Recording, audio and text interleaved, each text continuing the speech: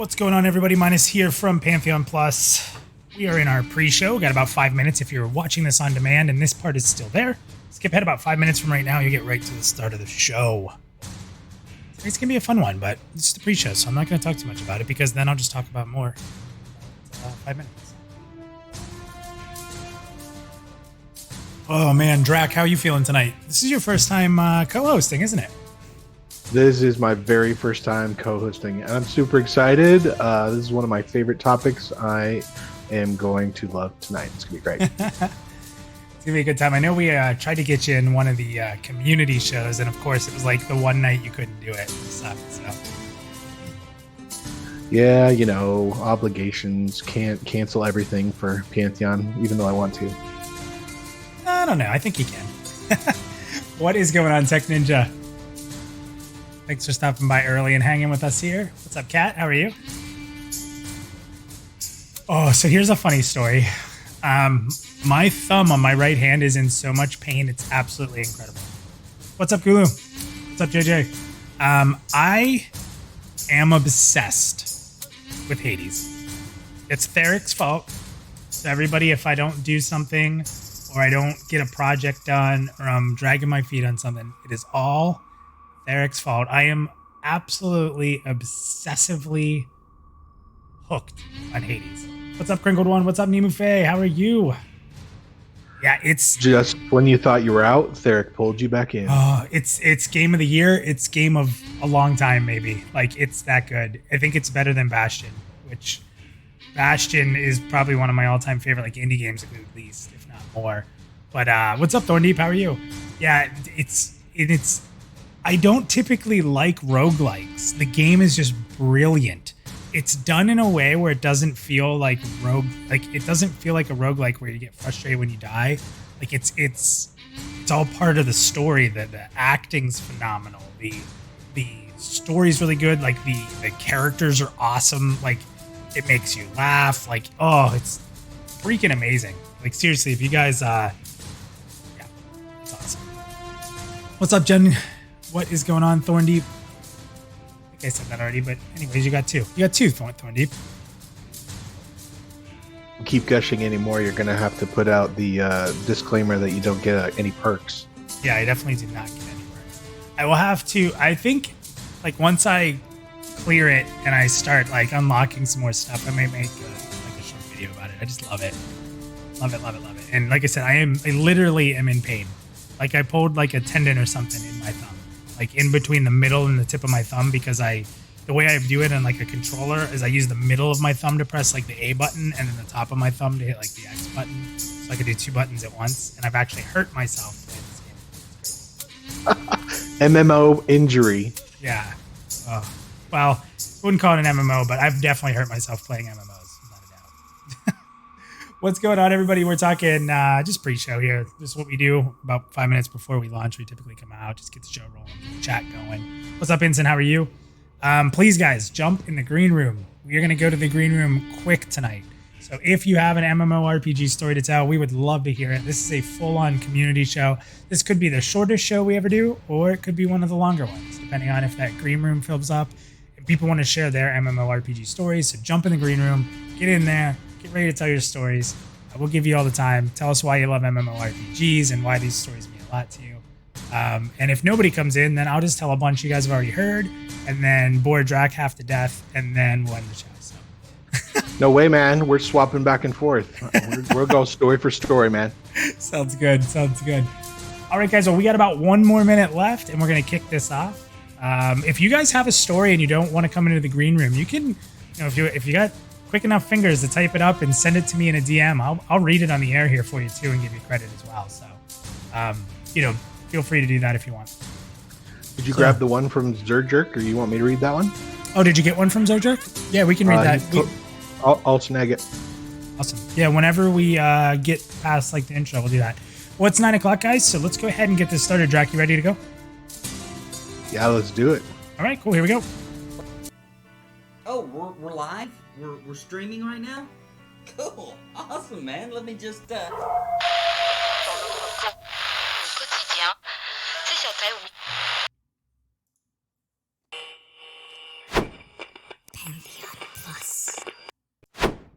What's going on, everybody? Minus here from Pantheon Plus, and tonight I am joined by the guru of community. That's what I'm going to call you from now on, Draq. I'm joined by Draq Attack, who is one of the members of Pantheon Plus, one of my good friends in the community that we met through this community. So there you go. For everybody who says, oh, this game's taking too long, there's so much to still love about this community and what we've gotten out of our pledges without even playing the game yet that much. So, Draq, welcome to Pantheon PlusYou, your first time hosting, super long overdue. What's up, man? Not a whole lot. I am doing great. I am super excited for tonight. I love MMO stories. It's one of my favorite things. Yeah, and it's crazy because, like, legitimately, it really does, like, pull people together. Like, the amount of stories and the things that it does for people is awesome. And, guys, sometimes we do shows and it's really heavy topic themed, and we're going to be like going into details and digging into Pantheon. It gets intense and we're really looking through the nitty gritty and having people on to discuss how they feel emotionally about it and that kind of stuff. And it's just a different show tonight. We're doing 2 shows a month right now. We don't want to, the sub bear will be coming. Don't worry. We don't want to, repeat ourselves. Like, we've done 46 episodes of Pantheon PlusYou, and we really haven't covered the same topic ever, which is kind of cool. We planned this tonight to kind of just do something a little fun, laugh with the community a bit, hear some crazy stories. Draq has some stories. I have some stories to tell. But I just think it's going to be a fun night. So, Draq, the one thing that they're already asking for is the bear, the sub bear. So, Draq, here we go. The bear. Here comes the sub bear.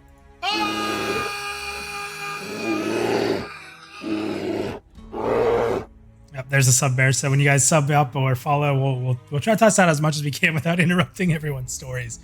So, Draq, there's not a whole lot more we got to talk about. Tonight is around the campfire. I hope you guys have a drink.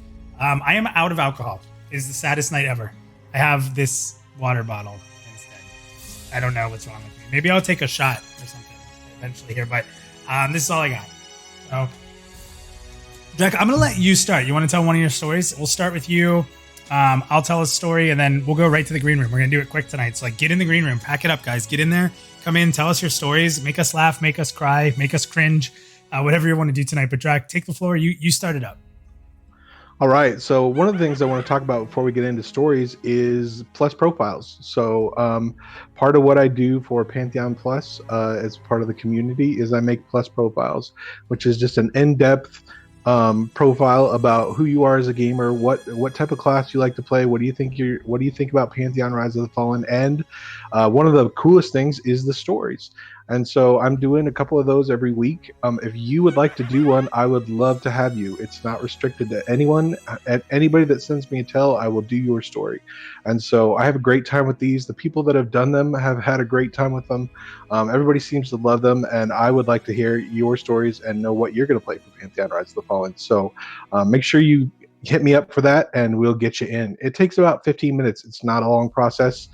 It takes me a while to edit it, which is why I only do a couple a week. But the process is just answering about 12 questions, and then I kind of chop it up and pick the best responses and put it in a video format.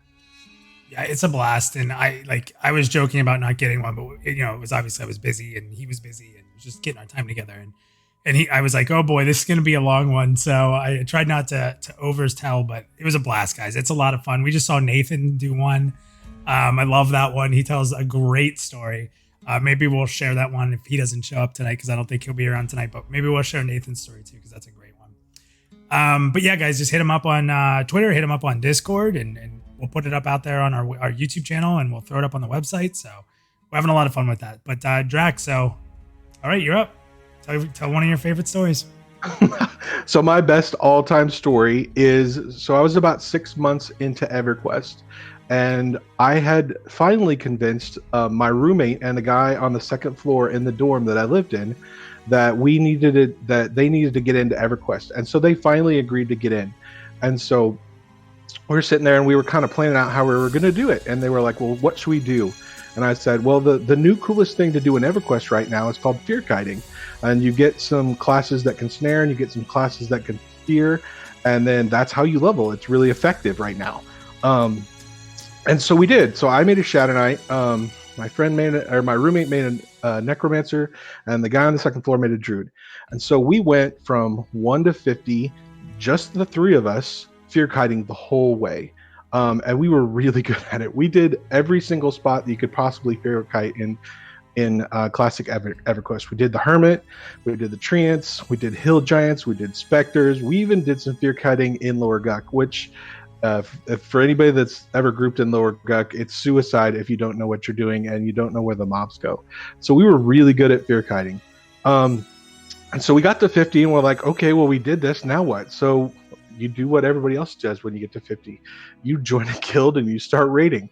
And so somehow we found a guild that let a Shatter Knight, a Druid, and a Necro all join at the same time. And at that time, nobody wanted those classes. Like, those are not good raiding classes. Pretty much, you want like warriors and clerics and rogues and wizards, big DPS, not the in-between classes. So we got in this guild. We're doing it's our very first fear raid, and I was like, oh, this is so cool. So we get in there, and what happens? The monk pulls too many mobs, and the whole raid starts dying. And they call for the clerics to camp, because at that time you could camp out, and then the clerics would then log back in after the mobs had kind of went away, and then they could res the raid. Well, all the clerics died. Not one of them got camped out. Of course. And so out of the corner of my eye, I see the druid, and he takes off. And I'm like, where the heck is he going?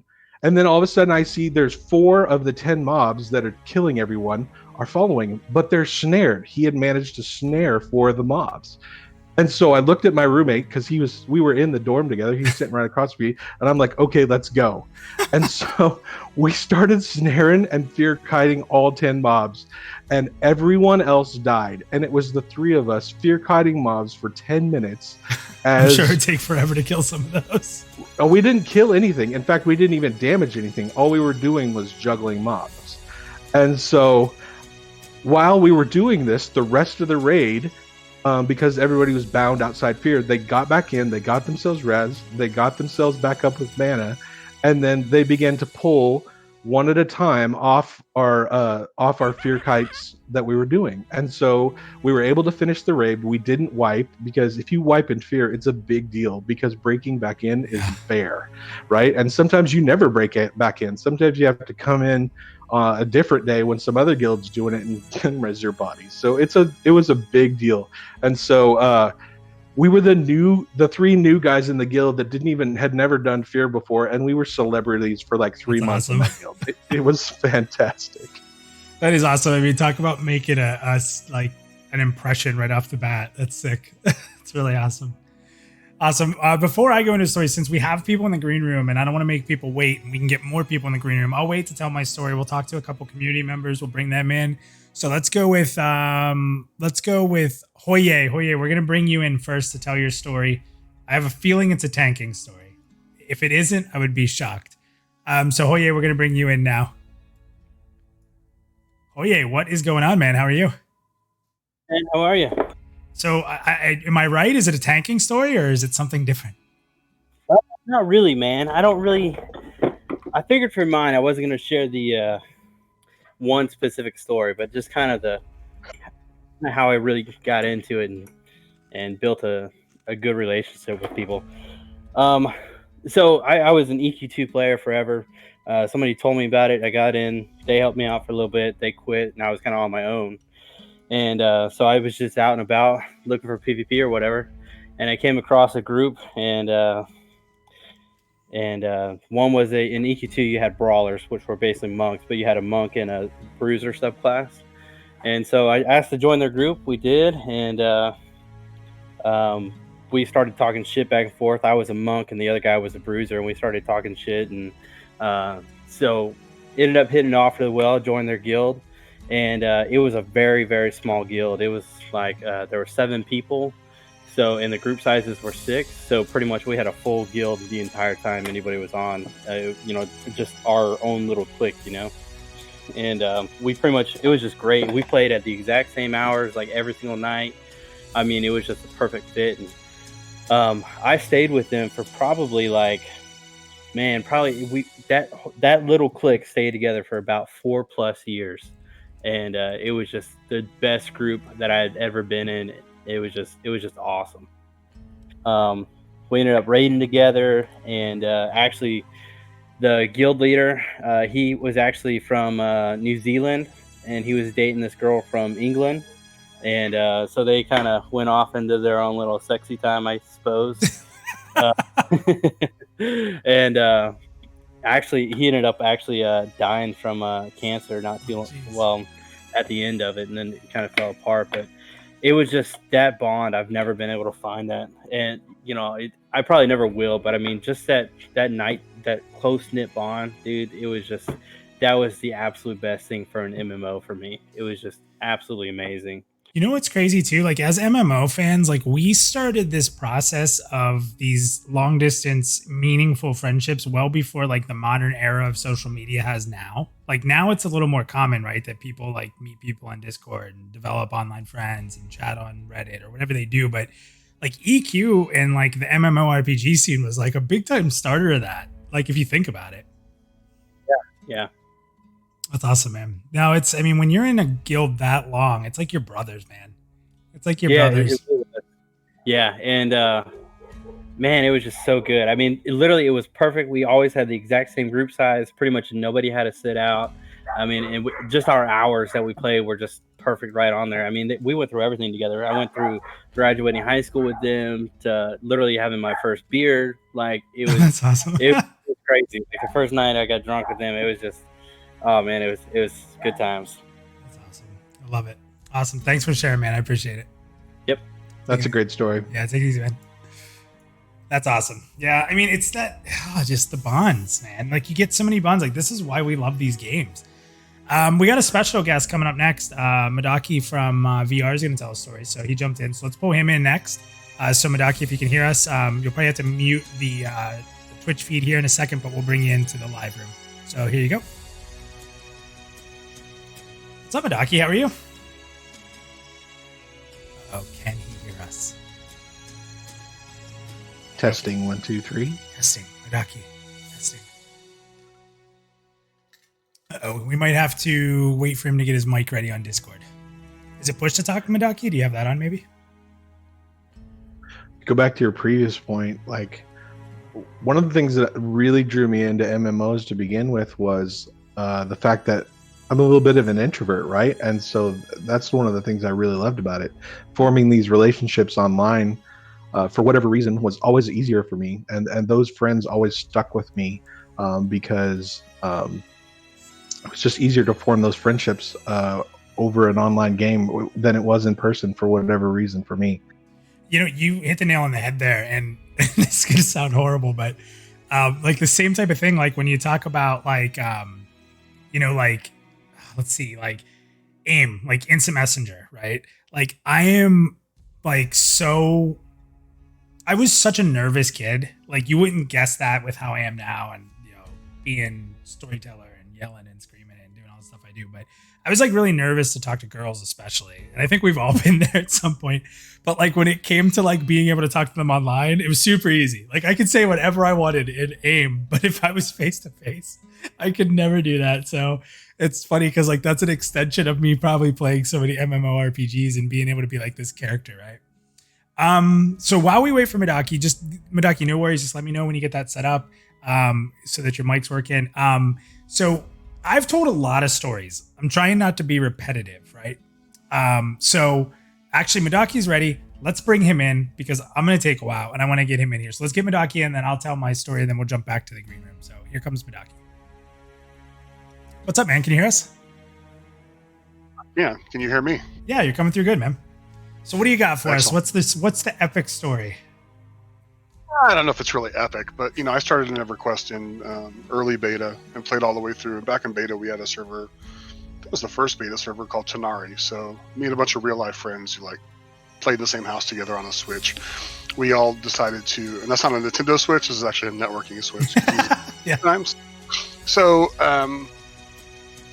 when the game launched, we went on to Tanari and we formed a guild. And actually, that guild is still going today, which is crazy. And that is the thing that I love about on EverQuest still, like live EverQuest. Yes, on live EverQuest, the guild Black Tower on the Tanari Guild, shout out to them, still exists, and it was formed in my buddy's kitchen. We all had our computers there, and we waited for hours for a GM to respond after all 10 of us had signed, right? That was such a headache, getting a guild together back then. Oh my gosh, yeah. I mean, you just don't understand the quality of life improvements that have been made by the genre. And we're going to have more in Pantheon too, so keep an eye out for that. You mean you don't want to come and have to make all our guilds for us? Just I'm down. But actually, this story will relate to a little bit of what I want to do in Pantheon as well. So, a group of us, I think there was 6 of us, one day we decided that we would go check out this zone that we heard about called Castle Mistmore, and we thought that sounded really neat, and we knew we could get some good experience there. We'd heard good tales. So we get together. We've got everything you need. We got crowd control. We've got healer. We've got a tank. We've got some adequate DPS. We roll through this place. I forgot what level, man. We are early mid-20s, maybe. Maybe we're a little higher. I think Mistmore was around 25. 25, yeah.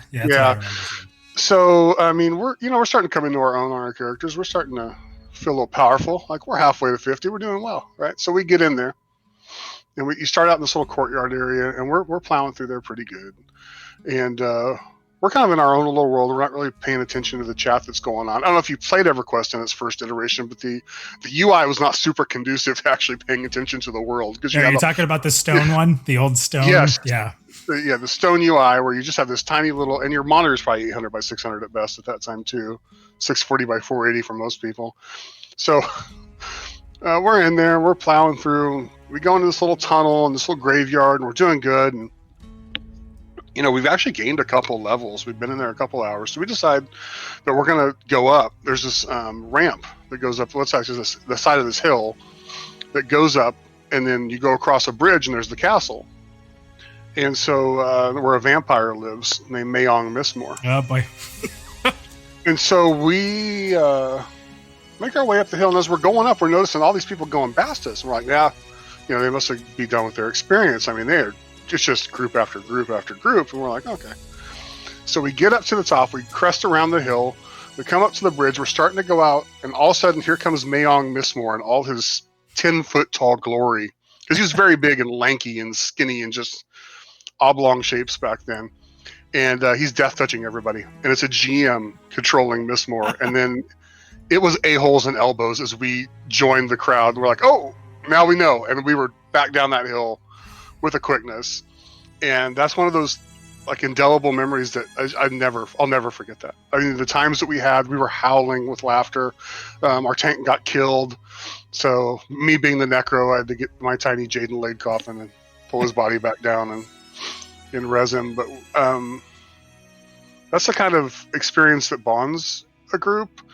Bonds a community, it bonds a game, and I think that's something that we really want to see in Pantheon. We want to see GM events, we want to see fun interactions, we want to see that community building, and so I'm really looking forward to doing stuff like that. I know in some of the PAs we've summoned dragons on top of people and whatnot, but I mean, I want to do things a little bit more, I wouldn't say scripted, but more grand. Yeah, like planned out. Yeah, like what happens if the community can get past this, then what? Yeah.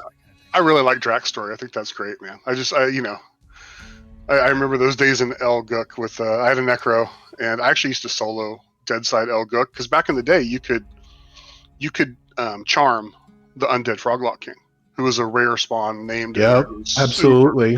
Super uber, and you could also feign death while your charm held, and so I mean it was an exploit. They later took it out of the game, but I mean, it was a mechanic at the time. It was a feature, not a bug. All right, sticking to that. And so I used to charm him, take him all through the zone. If charm would break, I just feign death. He'd walk away. I'd pop back up, charm him again. There's the assassin, the ass up room where the flowing black silk sash came from. That's my room there. That was my room. Well, I could solo it with that mob. And and then I cornered the market in East Common Lands on flowing black silk sashes, and that's how I got into a raiding guild as a necros. I was able just to give out FBSSs. You just had a backlog of them. I fought my way in, right? But No, good times. I'll let you get somebody else in here. Also. No, man, I appreciate it. Like, before you jump out, like my home, if I had to tell you one place I spent the most time in EQ, it was definitely Lower Gok. I was obsessed with Lower Gok.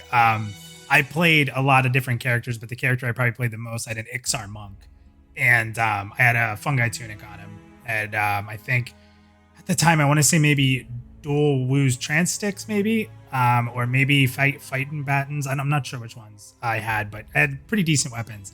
And I just remember with Ixar, you had the self regen already, and then the fungi tunic, same thing. I could solo. I would take out a mob, fiend death and regen back up to full, and then jump back up, take out a mob. And I used to live not only down by that FBSS camp, but in the assassin supplier room. I think that's what it was called, right up the ladder, and then just pull mobs in. Yep. And for me, it was always, the bag was nice, but like I had a bard and a rogue as well, so I'd sometimes would camp with a friend and like have him hold it so I could try to get the mask, because I never got the mask was in the Atrap room. It was that room with the frog that was played out on the table was where the FBSS was.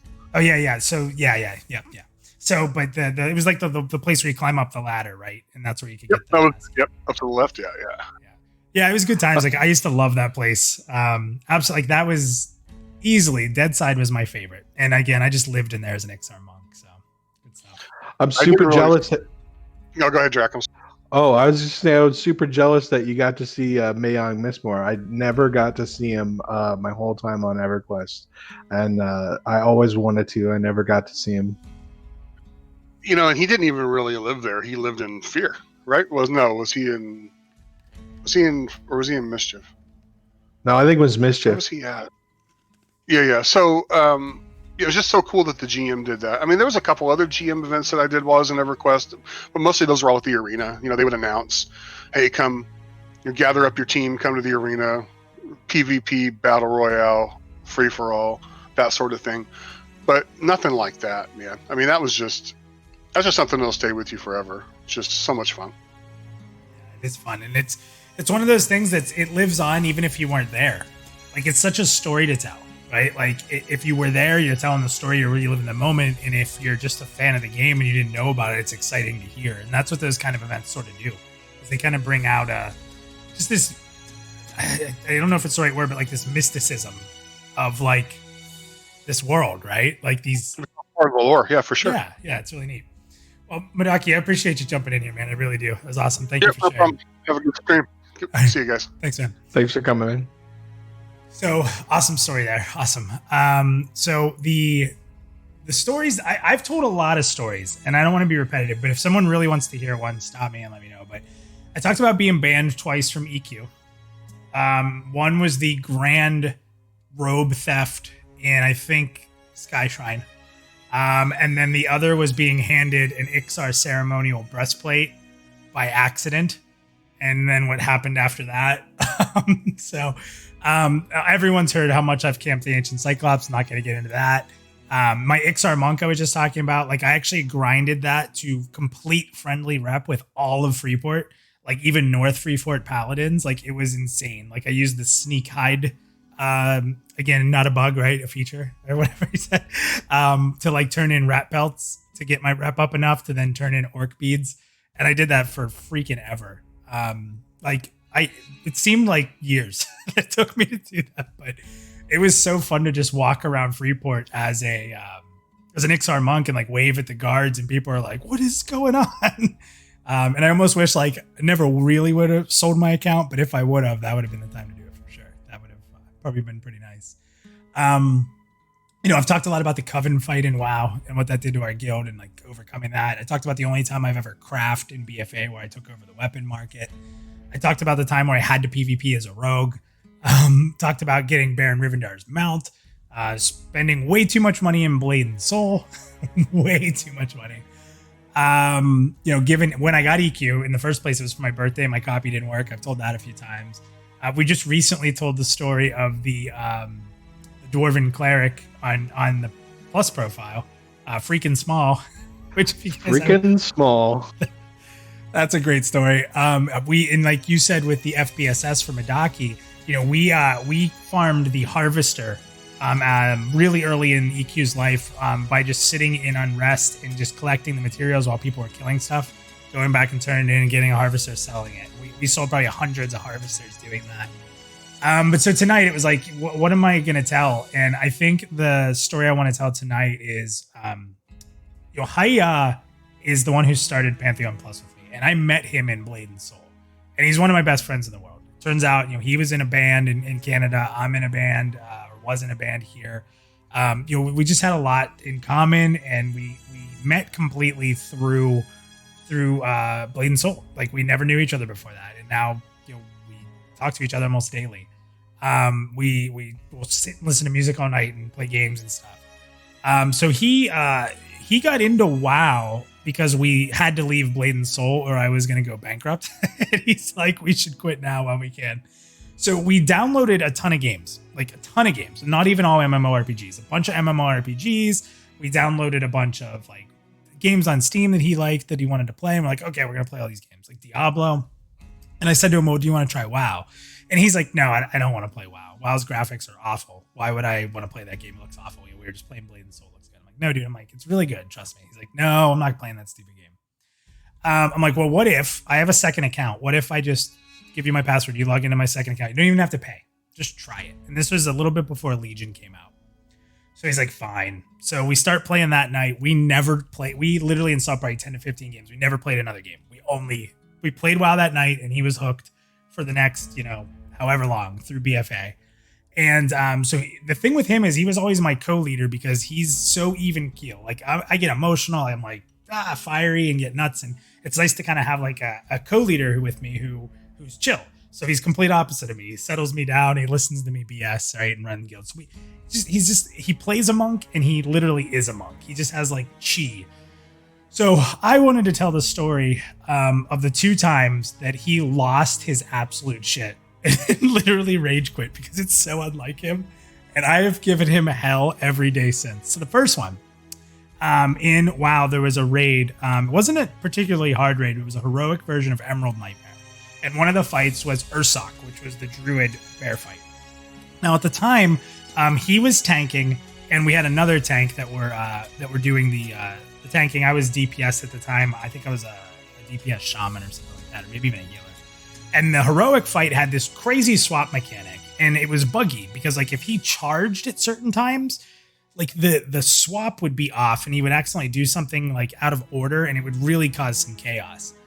And like literally we had to shut down the Discord because the 2 tanks, like they had to communicate so much that they were literally yelling into their mic, like, take it now, like screaming at each other. And he's like, you could hear his blood boiling. Like you can hear him breathing. This guy's, again, the most chill dude ever. And we beat it finally after a bunch of tries. He gets to a point where he's yelling at people. I've never seen it before. He gets so flustered. He's like, literally, I can tell from his voice, again, he's like shaking. We kill it. He's like, I'm done. I quit. I'm out. And he just, after we killed it, he's logged out. I'm like, what was that? Like, it's only like it's a pretty early fight. So for him to leave, we're like, what? So we had to replace him as a tank. He wasn't online for a night. The next day, I'm like, you okay, man? He's like, yeah, I'm good. I just don't ever want to do that fight again. So that was one. And then later was in Legion, later in Legion. And this is so good.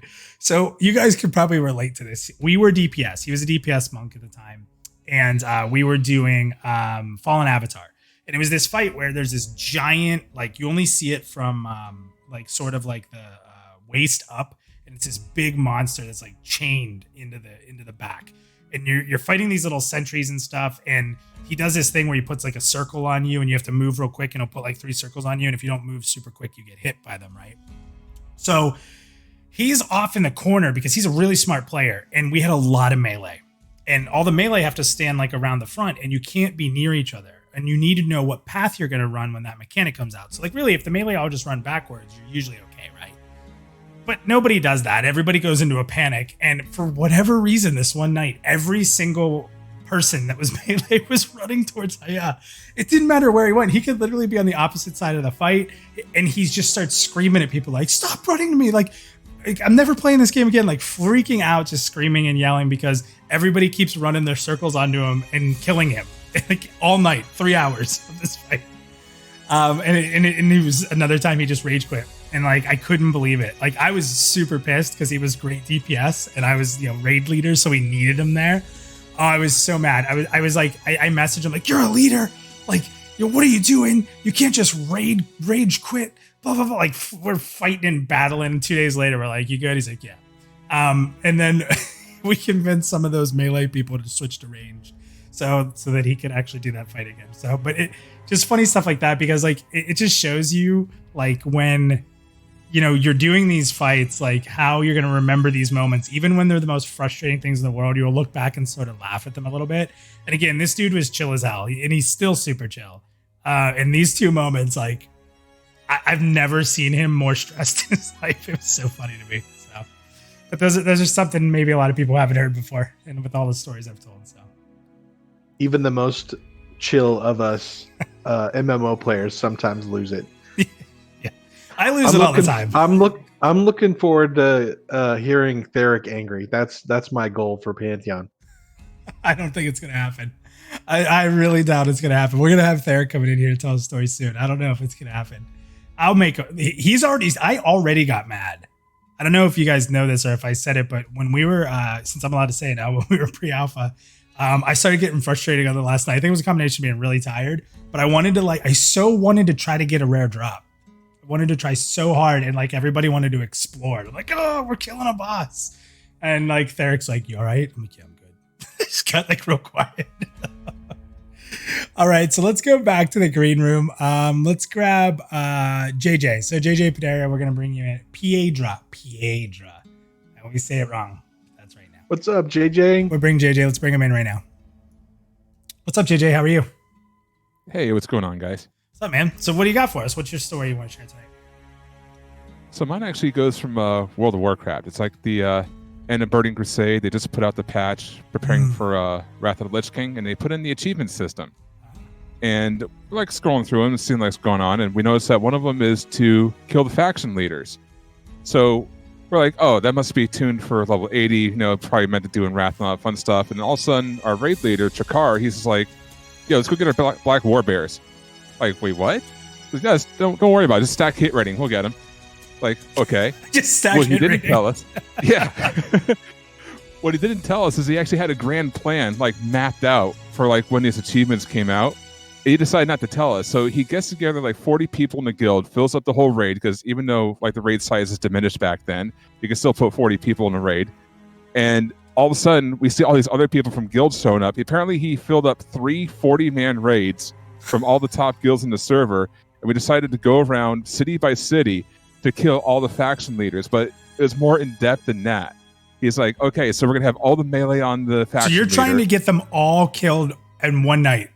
Like, yep. Just yep, in one go. So basically what he does is he has like all the melee on the boss. He has like healers specifically staying out of combat for battle reses, because we know we're going to need them.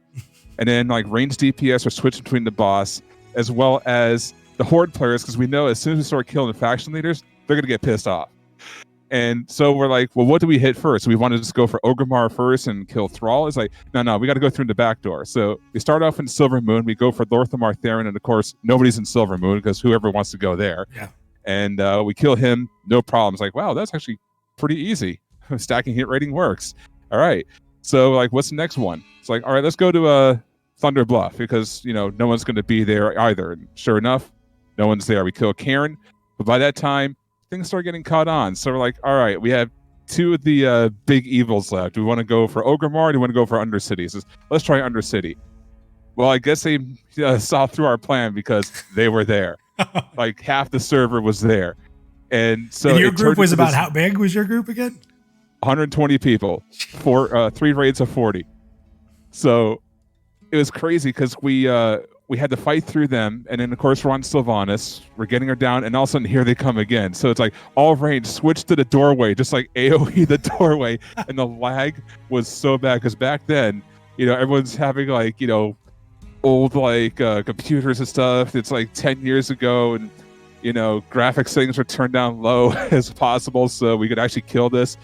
And Sylvanas took forever. It took us almost 2.5 hours to get her down, just and we didn't actually wipe. It was just the horde coming in droves to try and defend the city.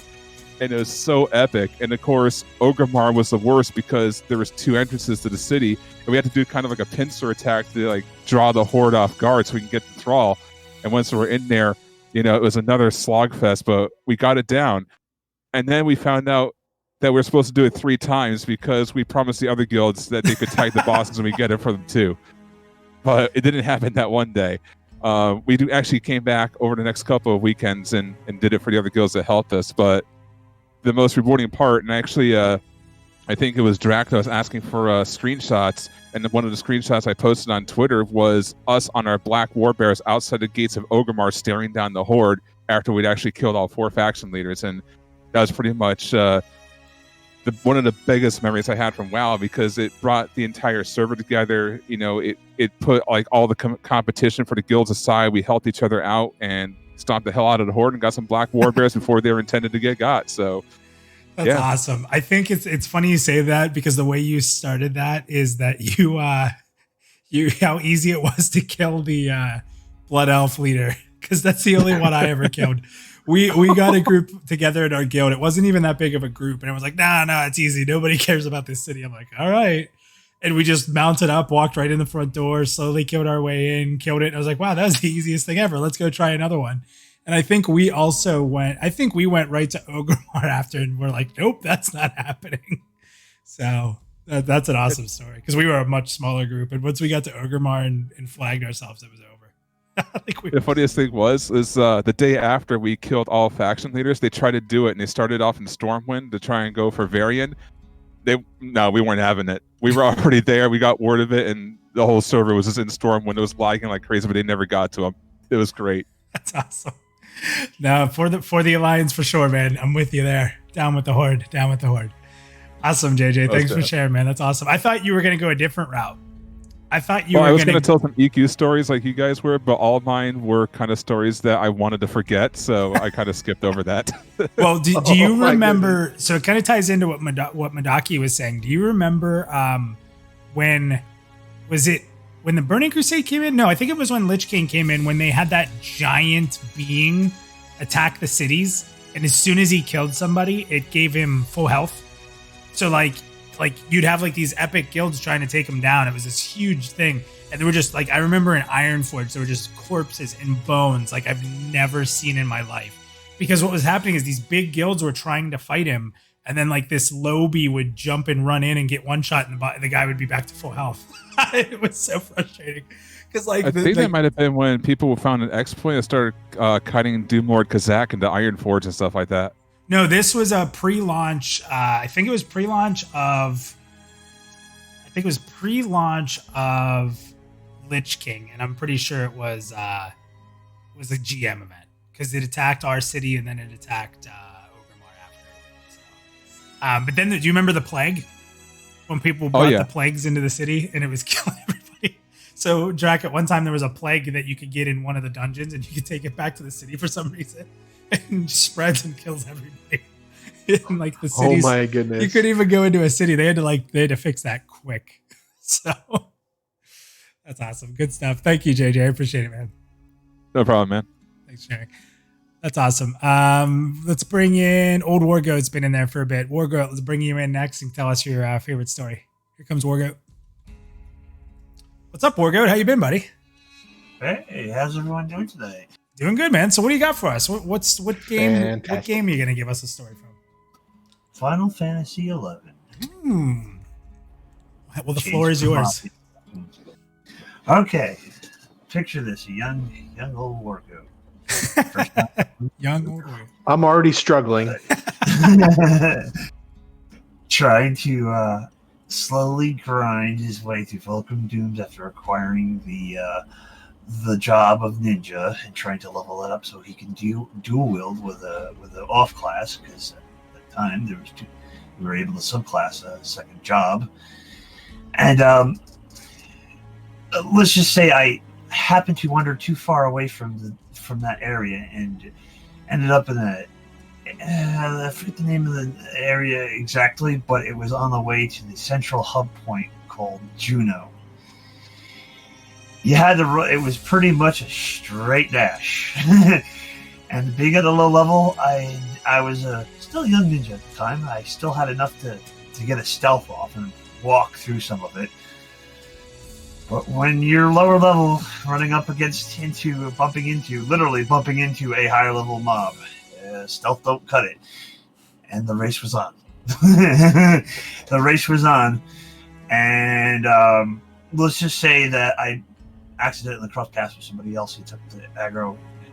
And I accidentally dumped it on him. Accidentally. Hey, I lived. I turned around, and when I saw him pick up the aggro and I helped him kill the mob, he was at like 2 hit points. And I turned around and I said, "I'm so sorry." I'm so sorry. I did not mean for that. But you made it, right? Trained it. Yes, we made it, and ever since then we joined he invited me. After that, we laughed about it for a little bit. He invited me to what they call a link shuttle, which is equivalent to a guild, I think, if I remember correctly, because it's been a while since I played. And we had some pretty awesome memories. I mean, we eventually made the mad dash to Juneau and got there. So, and that's where all the interesting, fun things began. That's the best part. Like you just that guy had an option to either hate you for life or just laugh with you and bond, and you guys bonded, and like think about what that became. An accident became a friend for how long? That's incredible. I love it. We still talk once in a while. He's a rather busy guy right now these days, so him and gaming has had to take a backseat. But he's slowly starting to get back into gaming, and I dropped him a hint about Pantheon. Good. Said to take a look into it. Awesome. How long ago was that? I would say about 2 months ago. And he's been like he No, I meant the original story. Like how long ago? Oh God, that was back when probably almost 90s. When he was a young man. Okay, I'm about to give you when he was a young man. Yeah, when I was a young man, no more than I would say 1920ish at the time. That's awesome. I mean, think about that. That's a relationship that's almost 20 years old, right? That's awesome. It's more than 20 years old. Oh boy, we've. I found out he lived in the same state as I did. Oh, we gamed together, played D&D, Warhammer 40K. We did a bunch of things together, and then when we weren't together playing, we were online doing MMOs. Awesome. So he's one of my. I would kindly refer to him as my wingman in gaming. Go ahead, Draq. That's a great story. I've also been, anybody that's played MMOs, especially the older ones, you've been trained a lot, right? And for me, as long as it's not intentional, which there's been some of that too, where people wanted my camp or whatever and trained me intentionally. Those guys are jerks, and I'm never going to get along with them. But if somebody accidentally trains me, like it's fine. It's just part of the game, and I always enjoyed it, and I always took it on like a challenge. Like if you could be the train buster, the group that like settled the train down and killed all the stuff, like that was a moment of pride. Oh yes, those moments of glories. I remember seeing that.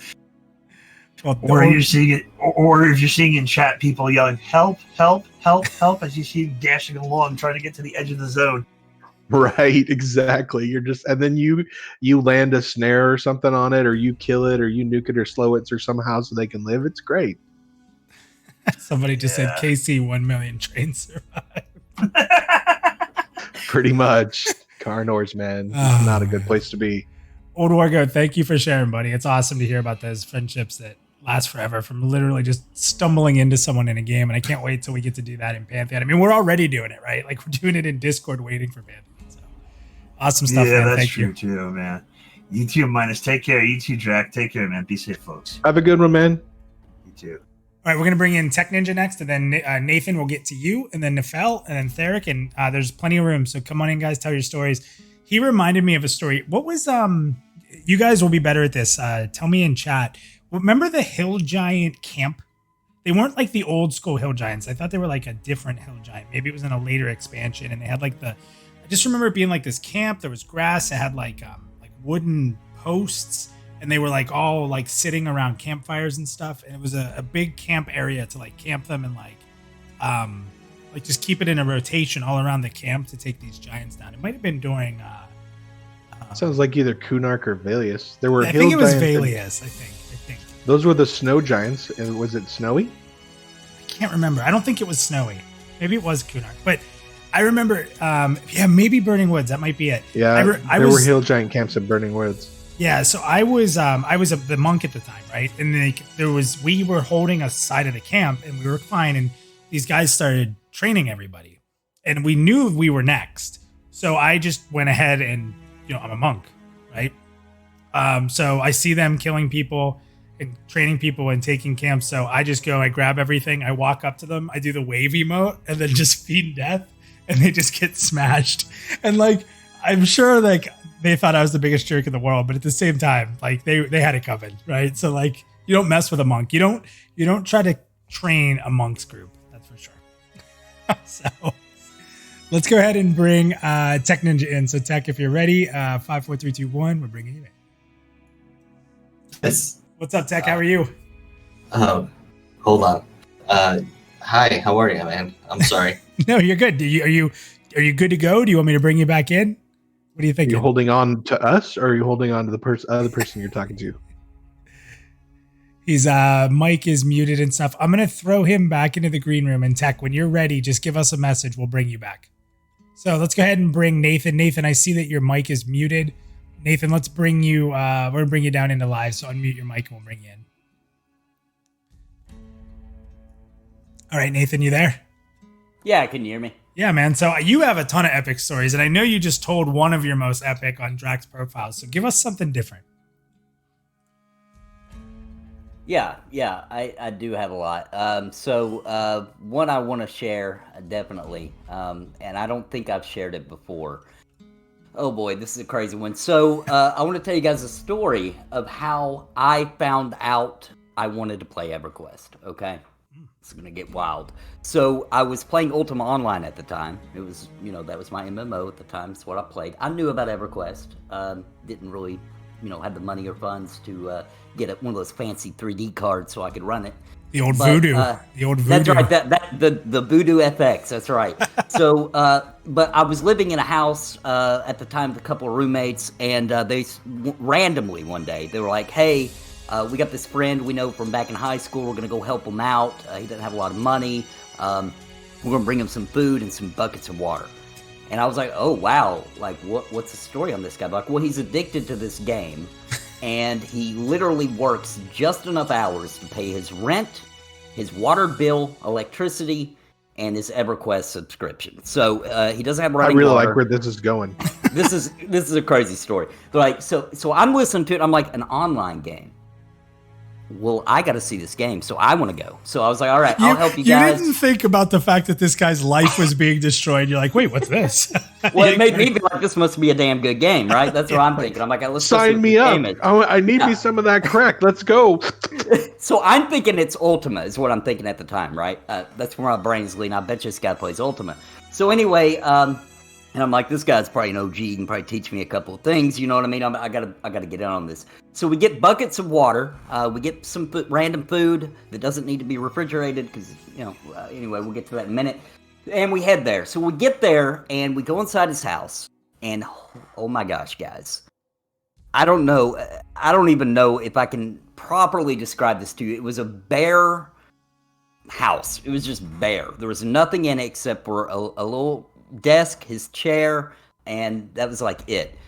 This guy was in his underwear, SpaghettiOs on his chest, underwear filthy dirty, looked like he hadn't. As a matter of fact, he got up to help us with the water, and I will never forget the sound of his skin literally peeling off of the chair, like it had grown to the chair, like he had not left that chair in so long. You could see the skin stretching as he peeled up off this chair, and I was like, what the? And I'm looking at his screen because that's what I came for.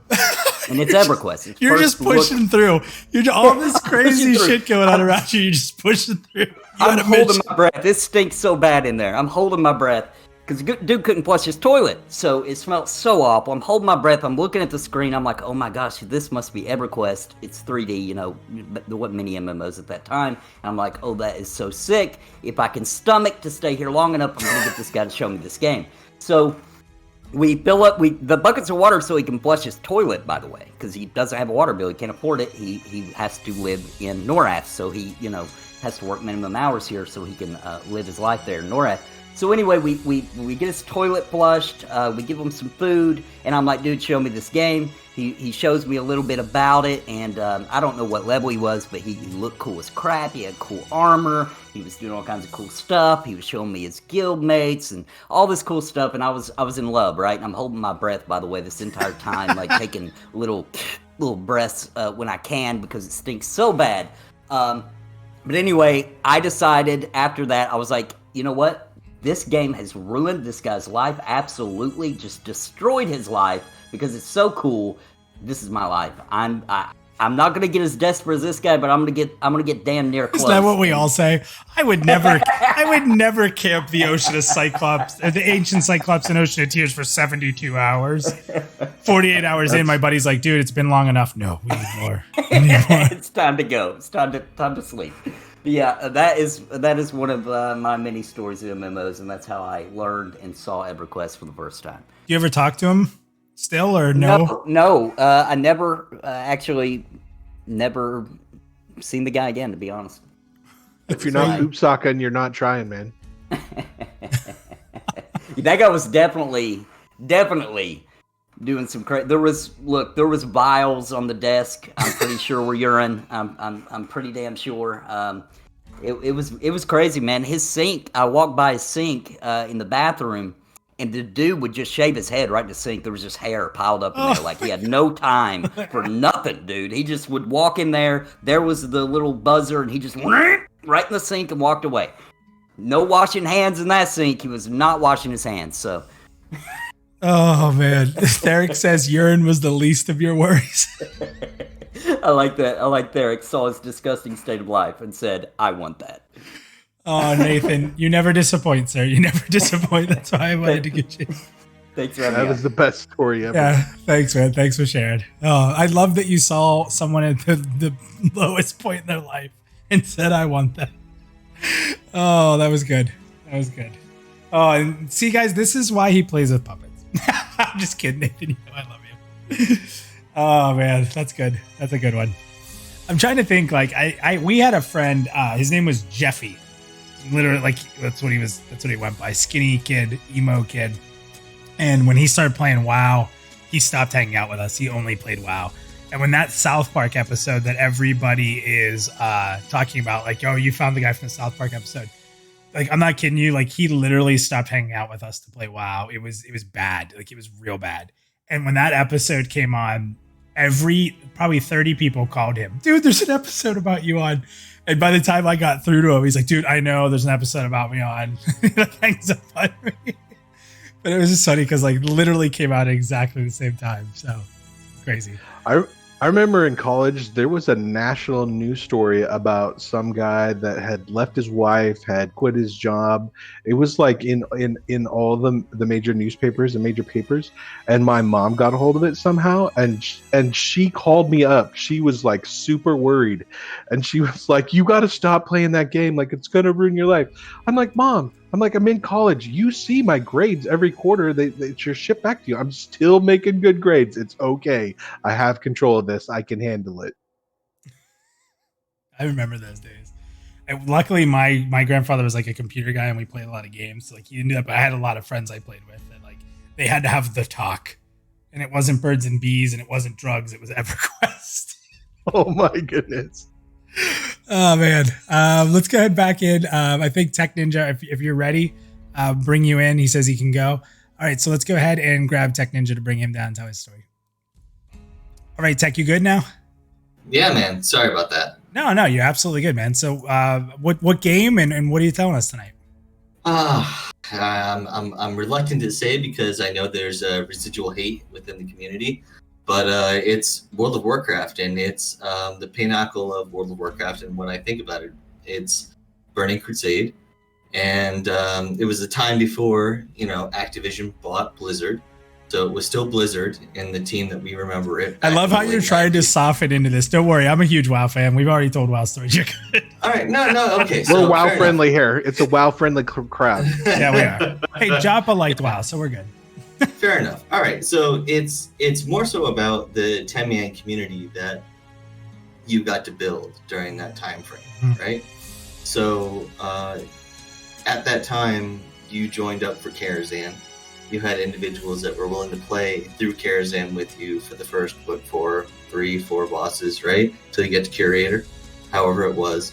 And you geared each other up. You made sure that you sacrificed what needed to be sacrificed. And not only that, but you went and farmed badges with people. That's what I remembered. I remember logging on after I maxed out. I remember choosing that I was, okay, we're in Zangarmarsh. We're going to get our rep at Zangarmarsh, and we're going to go into SSC and do those raids and try and get those gears for everyone. But at the same time, you left that and you were like, all right, I'm getting something for me. I'm going to Karazhan. I'm getting something for me, my alt, whatever it was. We were going to go have some fun. We were going to go play, and you had a 10-man group that was with you. And from Karazhan to Zulaman, I remember doing bear runs. Me and other individuals competing with other guilds. Dude, at bear next runs level. were bear runs were some of my best memories, dude. Missing it by seconds and just oh yeah. Hell yeah. Yeah. I also loved the bear runs. That was one of my favorite times in WoW.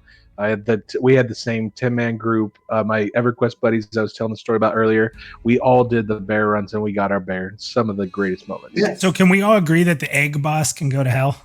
Oh, absolutely. Absolutely. Halazi needs to go to hell, in my opinion. Man. I'm sorry. F those tigers. But yeah, you brought up an awesome point, man. That was a huge moment. Like, regardless of what people think about MMORPGs, that was the first time there was 10-man raid content. And not only was it the first time there was 10-man raid content, I don't care if you're an EQ fan and you hate WoW.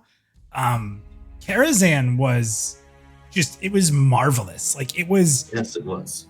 Like, environment-wise, at that time, there was nothing that was as beautiful and crazy as Karazhan was. Going through Opera for the third time, dude, and you got a completely different experience from the first time that you played, and your raid changing had bosses. Yeah. I was blown away by that. I played it so much, I forget. The original 3 were Romeo and Juliet, the Big Bad Wolf, and the Wizard of Oz. I believe so. Yeah, Red Ruby Shoes. And dude, the Wizard of Oz. Remember when to tank and hold the Tin Man, you had to sunder him. So it became a DBM thematical thought. Yeah. Run alone, little girl. Yeah. It was later put in the game. Actually, you could have him say it backstage. But yeah, man, and it's, again, not to overhype this, but it was the first time that you could get 10 people together. And there's a lot of people who might be on the concept of well, it's so much harder to take, 40, 50 people, whatever, to Plane of Fear, and that's way harder. But you still had an amazing challenge, but now you had 10 people, and the individual contributions of each member mattered a lot more than the individual contributions of a 50-man raid group, right? Every 50-man raid group had the guy sitting in the back doing nothing, just being there, right? Dude, you were dragging 3 people on every 50-man raid. Yeah. At least 3 people were just auto following and just drooling on themselves. That was right. But you couldn't do that with a 10-man. With the 10-man, you had to make sure that everything was concrete, that you were bringing the best you can, and maybe you carried 1. Maybe you carried 2 after you perfected how to farm it, and after they took the bears out of the game at that point, and then moved on with their patches. And that's what we, when you look at BC and the way they tried to elongate it into tier 6 content and Sunwell Plateau, which was obviously an afterthought. They had to add a whole other island and program that in, and the people who played and understood the story, Illidan at that point should have been the end of the story, and you should have gotten the next chapter. But all of a sudden they threw in Sunwell Plateau, and they tried to add all those other, I still did love that area, though. I really enjoyed it as a 5-man dungeon. Magister's Terror.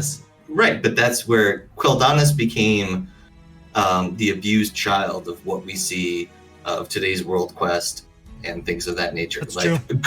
Good content brought to nature things that you wanted to play, a story that you wanted to be involved in, a concrete schedule that you would retain with the quests after a certain amount of time, a certain amount of reputation gained. But nowadays, it's all about making sure that you pay $15 next month. Yeah, that's true. But it's like, to go back again, and I don't want to keep harping on this, but like, if that 10-man rating didn't happen, if they stuck to the 40-man, and that's what it ended up being, I don't think MMORPGs would be what they are today. And I know there's a lot of people that say MMORPGs today aren't great, but there's still a lot of really good things going on out there. While it may not be for everybody, but like, what's going to be coming, to me, is like, that brought more people into this genre. And again, that can be a whole different discussion, but it allowed people to experience what it meant to be in an MMORPG and achieve like the highest level of something with your closest friends. And I think that that's like, Karazhan is, I mean, if I had to rank like the most impactful genre moments, I think Karazhan is one of the most impactful moments ever in MMORPGs for what it did. And if you remember too, the Zol raid, that was one of the very first, or at least one of the very first that I remember, where the difficulty could change, right? And you could complete it, but not within the time, and you could complete it with the difficulty. That was one of the very first times that had ever been done in an MMO. And so it was like mind-blowing, because now it was like, well, PvP is not the only place where you can now separate yourself as being better than the pack, right? That was one of the, and then you got the bear mount to prove that you were better than the pack. So that was like a really epic moment for MMORPGs. Yeah, I agree. 100%. Awesome. Hey, look, I'm not going to take any more time from anyone else, but thank you for letting me have it on, and sorry for rambling on about dude, I loved it. World of Warcraft stuff. But Dude, it's good stuff. Love it. Yeah, man. Thanks, Have man. a good night, guys. Take care. All right, Nefel, we're going to bring you in next if you're ready to go. And guys, if you're in chat and you want to jump in and tell a story, please do. Def, I see you out there. I know you got some stories. I know you got some rants. Bring it in. We can go a little bit longer tonight, guys. So if you want to come in and tell your story, please do. Nefel, we're bringing you in now. Nefel, what's going on, man? How are you? Doing good, guys. How are you doing? Doing good, man. Excellent. I just want to know if this is going to be a crafting story, because that's where my expectations are. So crafting might be involved, but I actually wanted to tell a story about community, because we've talked. There's been a lot of really awesome stories about achievements and doing really cool things and fun experiences that we've had, but I just wanted to go a little bit different with this one, so you'll have to bear with me. I think most people know, or maybe they don't, but I've been a guild leader for a super long time, and I've led guilds ever since EQ back in 2000, and in pretty much every game I've played, I've ended up leading a guild. And back in Vanguard, which I know there are people out there in our community, Japa, who don't think too kindly of Vanguard. But back in Vanguard, I had a guild, and we really loved that game because we had this huge open world to explore. Granted, there were a lot of bugs, and there were a lot of empty places in it, but it was still really big, and it really to our sense of just being able to get out in the world and experience that really big world. The problem was, though, that whenever you wanted to get a bunch of people together for something, that it was really hard to do because you had people spread out all over across this giant, huge world. So my guild had maybe 15, 20 players in it. And typically, we had to schedule group nights because we couldn't get everybody in one place unless we did that. And we wanted to start raiding, but we said, wow, we're going to have to recruit a lot more people if we want to start actually raiding. At the time we needed to have 18 people for a raid. And that was just way out of our capability with the number of people that we had. So I came up with this crazy idea. I had a lot of crafters in the guild. This is the crafting for you, Draq. Yes. and Vanguard allowed us to do things like craft ships that players could sail across the ocean.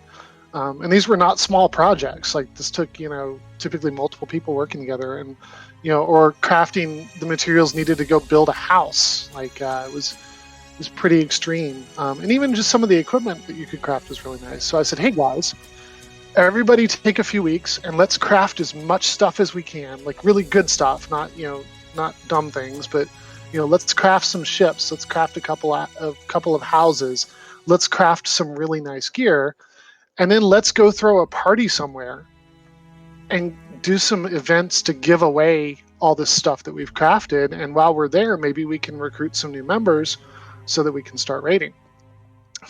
So, my guildies apparently didn't think I was crazy because they went ahead and they crafted all. We filled up our guild bank with it. We picked a date and a time. We advertised it on the forums, like, hey, we're going to do this server event. It's going to be awesome.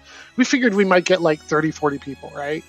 We get there, and we have a couple hours set aside to do this on a Saturday, and we're getting ready to start, and we look at, who's in the area, and there's 200 players there besides us.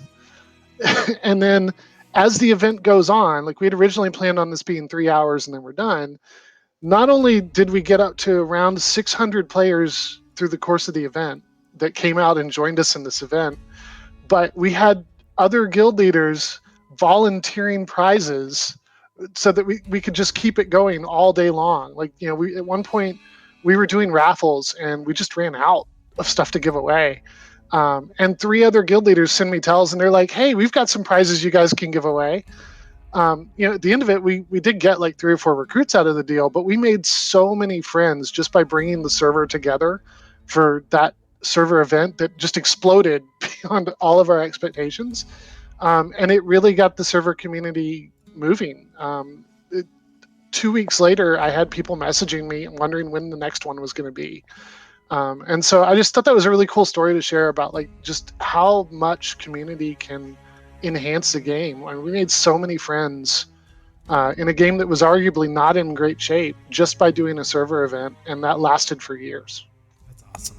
And that kind of ties into what Madaki was saying, not just player driven, but also like, dev like GM driven events can even take that over the top and bringing people together. Like the combination of those two things can like really create memories for people and keep a game alive. Like that's the stuff that, that's awesome. It's awesome. Draq, what do you think? I love hearing stories about how MMO players aren't being toxic and how they come together. Because sometimes I think we get a bad rap, right? Sometimes I think we only focus on the negative. But there was a lot of times and your story was a great example, but there was a lot of times in my MMO career where, people gave me stuff but sometimes you forget about that stuff and you only focus on the negative. But there was a lot of positive stories to come out of MMO gaming too. Yeah, I think the more we showcase those positive moments, the better it is for everyone.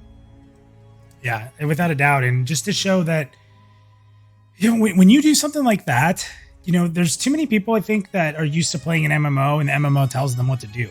And you went outside of that. Like you just said, tonight we're making the rules, right? You were the DM that night of the world, right? Like you just decided this is going to happen and let's see what happens. And 600 people, I would have got overwhelmed. I'd be like, what do we do? Like I couldn't imagine it.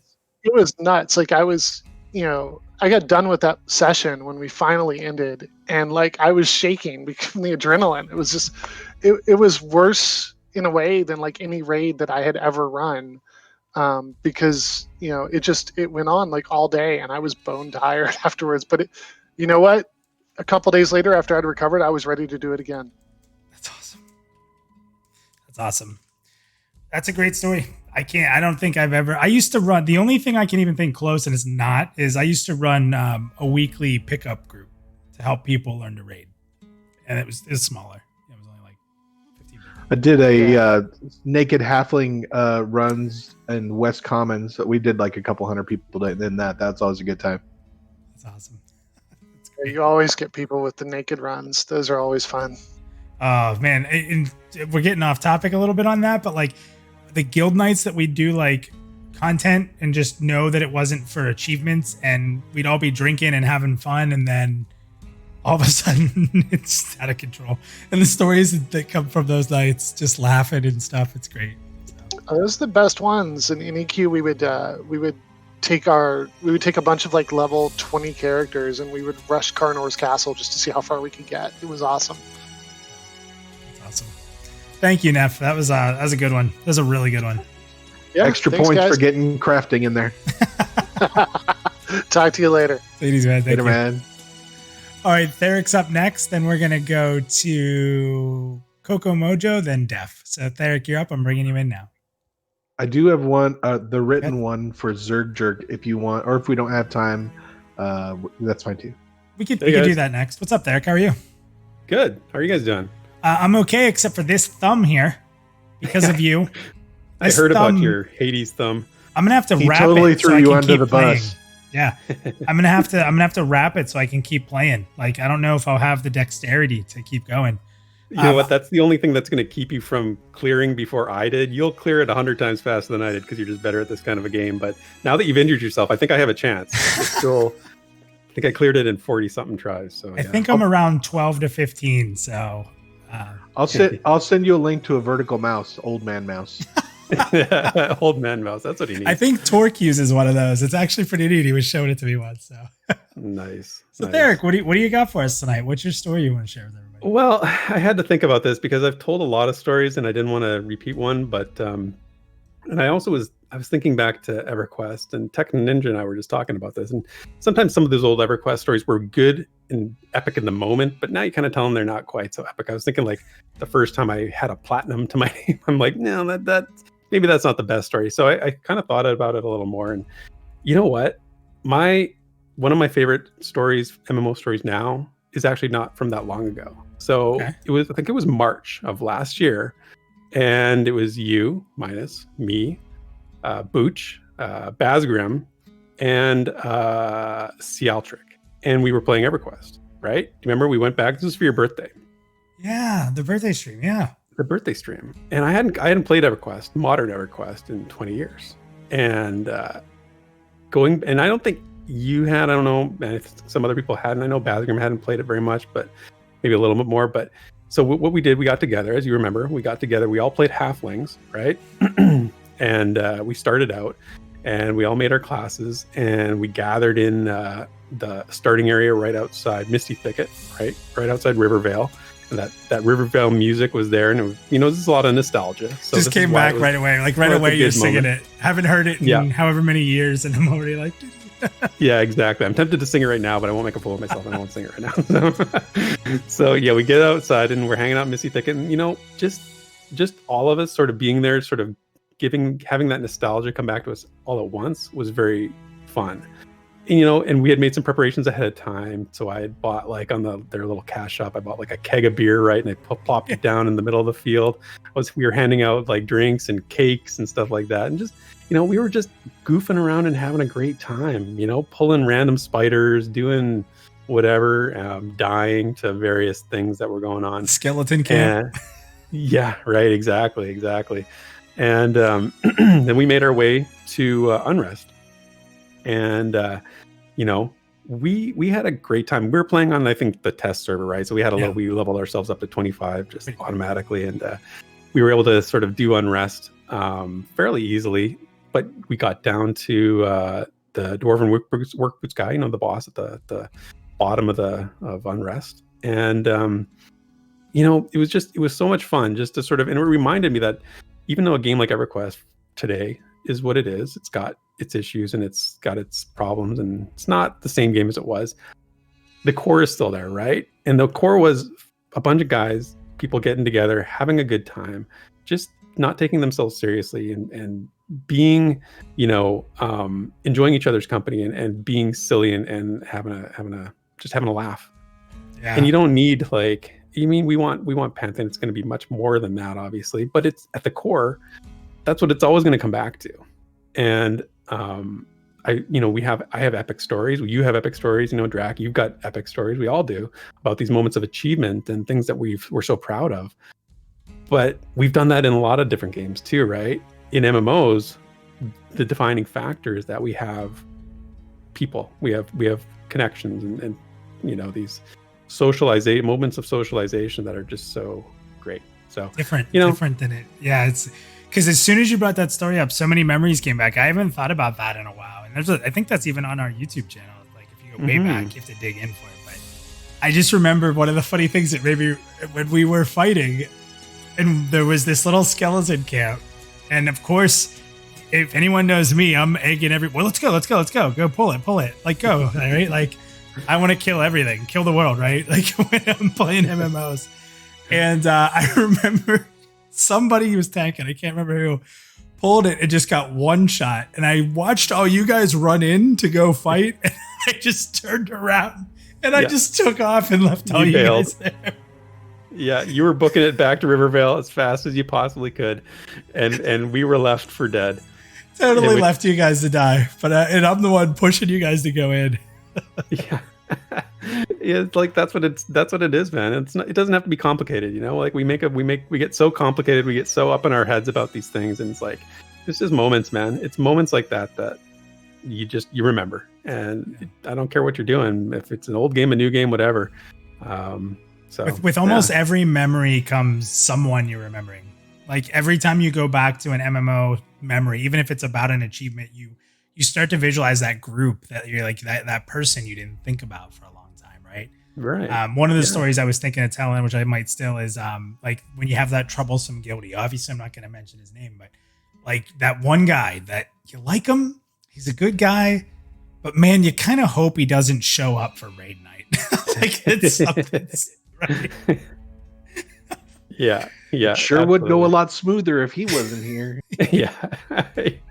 You're just hoping and praying that he doesn't make it that night. Something comes up, you know, maybe you like call his house and like, make up something. Who knows? Talk to his wife. Can you just pull the cord or hide his right. mouse? Like something. Call his internet provider, cut his cable or something. Who knows? Or I've been in guilds where they've had to split the raid, and so you're just like praying you're in the other group without him. Please let me be in the second group. Please let me be in the second group. Yeah, the leaders like draft two groups, and you're like, oh, please. Yeah.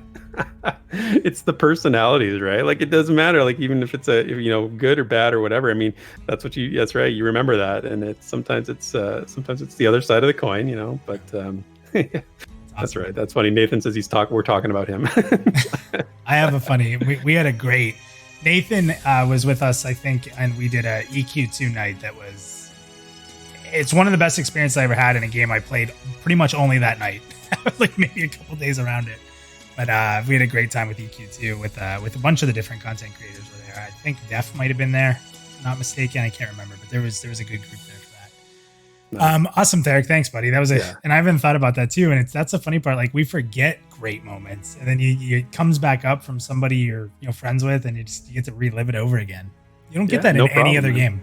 Any other game. Yeah, well, I'm looking forward to doing it again for your next one. Here we go. All right, man. Thank you. Appreciate it. All right. Cheers, guys. See you there. All right, we're going to bring in Coco Mojo, then Def. Again, we have a little bit more time if someone else wants to jump in the green room. Any Joppa, I saw you out there. I know you got a story to tell. No beans are needed. We don't have to talk Pantheon. I know you have an MMO story. Let's get... And Surfer Dave. He's out there too. Surfer Dave has some really good Vanguard stories. He played that through the end of time. There's your cam. I was like, your cam just went out. I don't know what happened. So let's go ahead and bring in Coco Mojo. Coco, you're coming in now. I don't know why that did that. You're right. Coco, what's up, man? How are you? Not bad. Yourself? Doing good, man. What game and what story you got for us tonight? World of Warcraft. First MMO I ever played. Was a kid in high school. Was working my first job for like the first 2 years. So I was on my second year of my first job, and a buddy of mine that worked there was like, "Hey, Joe, you should check out this game, World of Warcraft." So I had a laptop. I was like, "Okay, sure." Download the game, level all the way up through it, get to max level, and I find myself a raiding guild, and I figure out, oh, you can talk to people and stuff. Yeah, it took me till max level to figure out you could talk to people. Yeah. Again, also remember, very new to these type of games. But anyways, so I find a guild. I'm playing a druid. They convinced me to go healer, and so I'm healing them for a while. I'll never forget this group. The guild leader, was the some female who was very adamant and loved her job of being a sex therapist, and hated me, hated my guts, absolutely despised me, kept me around because I was a healer, and they were absolutely desperate for healers, and the guild leader and myself were the only healers that were ever really on. And during one of the raids, it was, I think, Naxxramas. Good raid. I was the one with the Brilliant Eye. We ended up, the main healer ended up dying. I ended up dying, and then but being a druid back then, you had these battle reses, and one of the other druids who was a tank had his stuff for a battle res, so I had him convince me to battle res me, so I could go battle res the guild leader, and then we could hopefully clear it, and it worked. And the guild leader got so pissed off at me for sitting there and like, hey, let's do this. We can still win this and not have to wipe and restart and da. I got kicked out of the guild leader that night. It was pretty. Yeah, you can't cross the raid leader. No, I'm kidding. I know much that. Many people like that. It's frustrating. I also sat there and spammed in chat like, hey, I out healed the the guild leader, and gave him some shit about that, being like, Nice. had myself some fun. It was great. Love that group though. Yeah, the Everybody Crinkle wants one to just leader. said that she did you a favor. I think I agree. Oh yeah, she did do me a favor. Funny part is about that though was the rest of the guild left after that. Running a it guild's was no great. joke, man. You make a wrong choice and you are in hot water. Yeah, it was great though. I'll never forget that, because that was back when I was awkward little high school kid. Had no friends, so I got spent all to my time flex working. for a bit. Yeah, I spent all my time working and stuff. Remember that game. Remember playing the game. It's what made me love MMOs. After that, I moved to EVE Online. Oof. And then I have like a bazillion stories about that, but I mean, those are more. Those are crazy. I did some. It's where I learned how to be a troll, and oh my god, I love being a troll. Nice. Good to know. Good to all know the- for the All future. the best scams. Well, thank you for sharing, man. I appreciate it. Thanks for hanging on there for a bit. I know you were in there for a little bit. So thanks. I man. wasn't in there for a little bit. I almost forgot about this, to be honest with you. Awesome, man. Thank you. All right, have a good one. Later, man. All right, we got Def. I'm curious about this one. Def has his microphone muted and his headphones off right now in the green room. We're going to pull him in once I see those drop off, Def. And once you're ready, there it is. Here he comes. I didn't see what he was talking about, but the chat told him he had to get in here, so it must be good. I know Nathan knows some of the Def stories. What's up, Def? How are you? Yo, what up, man? Dude, it has been way too long, buddy. Good to hear your voice. Thanks for jumping in here. Yeah, hold on. Let me mute the stream real quick. All right. Whew. Don't cross Man. the stream. Don't cross the streams.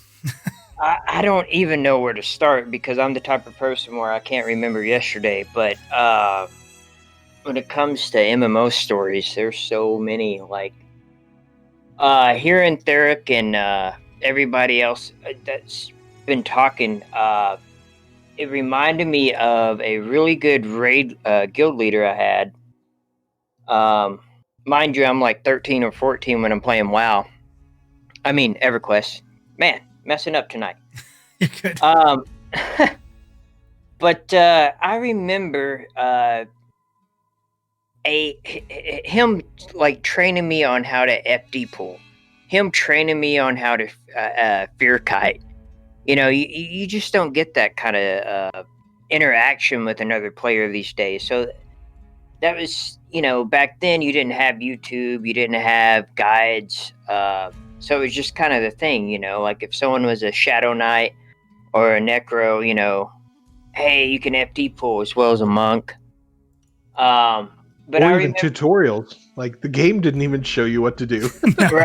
right? It was the mechanics you kind of had to discover on your own.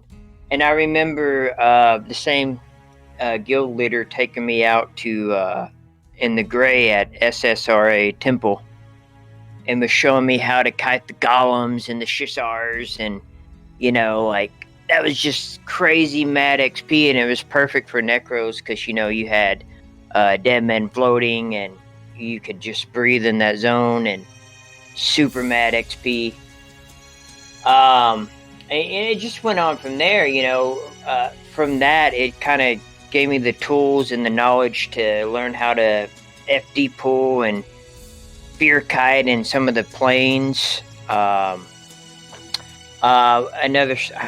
so many stories. My dad played EverQuest, and I was maining a monk at the time, and he bought me a flowing black silk sash. Oh yeah. Dropped 4K platinum on my birthday, man. That was like holy shit. That was just a real exciting moment for me. Like, oh my god, I'm a monk. I got it. I got my 2 canes of tranquility or whatever. I had my self haste. Here's a crafting bonus story. The Black Panther armor. I remember saving my ass off for the Black Panther armor because back then, it was the only armor that looked that way as far as leather armor goes. So that was pretty cool. And you couldn't transmog it. Right. Well, yeah. The last thing, I jotted a couple of things down because you guys were pressuring me to come on. Peer pressure. I remember, so my guild was very family type guild, and I was pretty much the only necromancer in the guild. So I had this thing, especially when we had new people that would just come on board for the raid. When we would defeat a boss, especially a big boss, I would always wake the dead. We would always intentionally leave a trash mob up so I could wake the dead on it. And it would always scare the shit out of somebody because, back then, it was, still fresh and new. And I always loved that just family interaction that me and my guild had, just doing goofy shit like that. Or I remember the main tank and I would fight for aggro, and that's like a no-no, Necros, watch your aggro, but him and I would intentionally do it, So we had group members keeping score and giving each other shit and shit. So it was good times, man. Right, and you don't get that out of any other game type. That's why we. I don't want to speak for everybody, but that's why we love MMOs, man. There's just these little moments, right, that mean so much. And you sit there and you start thinking of one and it leads to another. As you guys are telling stories, I'm thinking of more stories that. I'm like, how did I forget about this? I can't do that with any other game type. I can't. Yeah. The stories are quick. Here's what happened. It was over. It was fun. Move on. Yep. And that kind of reminds me of the way we would help people get their epic weapons. Like when my monk got his epic, it was just so cool because they set aside a night just for me to, defeat Khazak Thul and Lake of Ill Omen. And they would do that for, everybody else as well, next Thursday, be here at this time and we're going to help so-and-so get their epic. So it was just the little things like that, man. It's just the teamwork, the community, the working together. And when you're doing that kind of stuff, you make memories. And it's outside of PvP, and I'm not here knocking PvP or anything, but outside of PvP, it's uniting, and it's funny because without getting too deep here, there's so much division in the world now.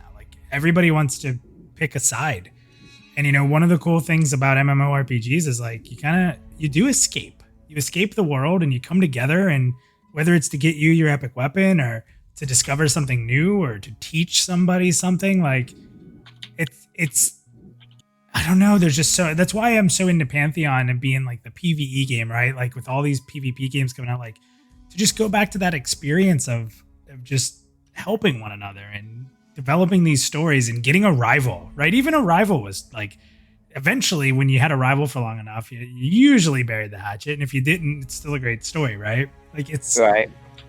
Again, it's just all these things that's when Brad said, build worlds, not games. And a lot of people talk about that quote.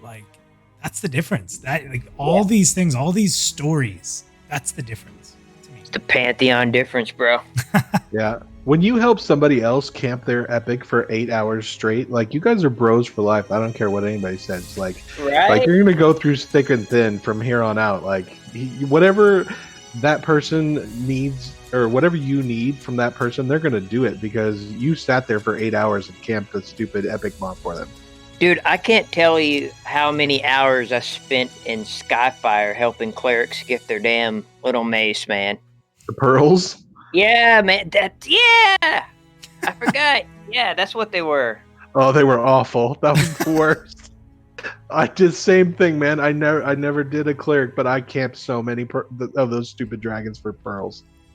Dude, oh man, that was a nightmare. But you know, I did it for my boys and girls. Well, Def, thank you, buddy. I appreciate you coming in with all the peer pressure. You delivered. All right, man. You delivered, sir. All Great right. stories, Def. All right, later, guys. Take it easy. All right, so that's everybody from the green room. You know, the biggest takeaway for me, Draq, and we won't go too much longer here unless someone else wants to jump in, but you know, there's not a lot of games where, you know, I'm thinking of my last guild, like I'm thinking of the officers and thinking of the people that like I'll remember forever, right? Like, and I'll tell a little bit more of a personal story here that I just thought of. So the guild that we had in WoW, I've talked about a lot. You know, we ran as a council. We had like a bunch of officers and me, and we all had equal powers. Haya, myself, Poiru. Her name was Alandry. You know, she was from California. Her and her husband played. She was awesome. You know, and then we had a guy, he went by the name D, and he's from Puerto Rico, right? So we were all really close, and we're all over the world. You know, Haya in Canada, Poiru in Canada, myself, you know, in Jersey, then moving to Florida. You know, you had someone in California, you had someone in Puerto Rico, and here's all these people that never would have met each other, right? And we actually have each other's phone numbers, and we text each other. And we were raiding, and the guild was having a tough time. And I should know this more, but then that huge hurricane hit recently, the last couple of years, that wiped out Puerto Rico. And it hit really hard in Florida as well. And it was interesting because, you know, myself and D, we were out of commission. You know, he was out of commission for 2 weeks. I was out of commission for a week. And, you know, the guild was running, but nobody cared that we lost progression, even though we were at a really tough point in our guild where some of the people that were higher geared were getting frustrated with some of the people who were, you know, a little lower performers, but our guild was always about everybody being welcome, right? And it was crazy because this moment of tragedy made our guild stronger than ever. And, you know, we're trying to text each other. We're trying to make sure each other are okay. You know, I remember like not having like anywhere, like things were a mess. I didn't have internet and I had my phone, and, you know, I remember getting a video from D. Like we didn't remember Puerto Rico got wrecked. And we hadn't heard from him. I'm texting him, hoping he gets his text. You know, the towers were down. Just ask him, I hope you're okay. I hope you're okay. And I get a video from him of him standing up in his house, like in a high rise, filming. And you could see water coming through the walls. Like it gave me chills. Like he took this video and showed what he was going through there. And it was just crazy because like once we were able to communicate, like every night, just checking in. Are you okay, man? Like, are you good? I'm good. We'll get back on, man. Don't worry. The guild's going to be okay. And it was just, again, I don't think you have this type of a moment, you know, in another type of game.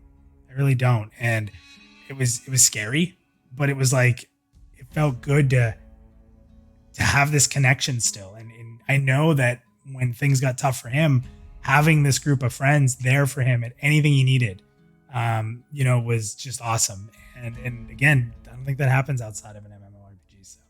So it's a memory that I'll never forget. It wasn't necessarily an MMORPG memory, but it came from it, you know? So, getting all heavy here. Yeah, man. Yeah. Oh, I was just gonna say, for me, like, for all my MMOs in the past, I've always traveled with my group of college buddies, right? I've always had them. We've been the tight-knit group. Even in the guilds that we've been in, it's been the three of us. We're in the guild, but it's kind of the three of us kind of are always a tight knit group. But just for life reasons and other reasons, like they can't do it this time. Like they're just not going to be in for Pantheon. And so I'm just really looking forward to branching out, getting to know more people in the community and bonding with new friendships and getting a new posse of people that I get to hang out with. And I just find that really exciting, and just like the new adventure and the new world and everything is going to start fresh, and I get to forge those friendships again. Not that I will forget the old ones, but this is an opportunity to get new ones, and that to me is just super exciting. And I'll have a whole in 10 years and 15 years, I'm going to have a whole ream of new Pantheon stories that I'm going to get to share, and we'll come back and we'll do this episode again and we'll share just Pantheon stories. Yeah, it's going to be awesome. We do have 2 text-in ones. I have one, and I think you have one. Do you want to go ahead and read yours, and then I'll read mine, and then we'll close the show up? For sure. So Zerg Jerk, I know Zerg Jerk a little bit. We talked just a little bit, but I think that we're going to become fast friends because Zerg Jerk played Dark Ages of Camelot, and he was a Hibernian. And for those that had never played Dark Ages of Camelot, there were 3 different areas, and they all warred against each other. And the Hibernians were called the redheaded stepchildren because they were the ones that always got trounced. And we just we lost at every turn, and we just got throttled all the time. And so whenever you meet another Hibernian, you just have instant mad respect for them. That's funny. It was that widespread, even across other servers? Every server. There was not one server where Hibernia was winning. 60 to 70% of the servers Midgard was winning, and then the other 30% the Albions were winning, and Hibernia was winning on none of the servers. They got throttled everywhere. Nathan just called them the dirty tree-hugging hippies. They were the dirty tree-hugging hippies. Yeah, and I played on. So I had I was on the worst of the 3 areas, and I played the worst class. It was a druid healer. It was the worst. Anyway, Zerg Jerk.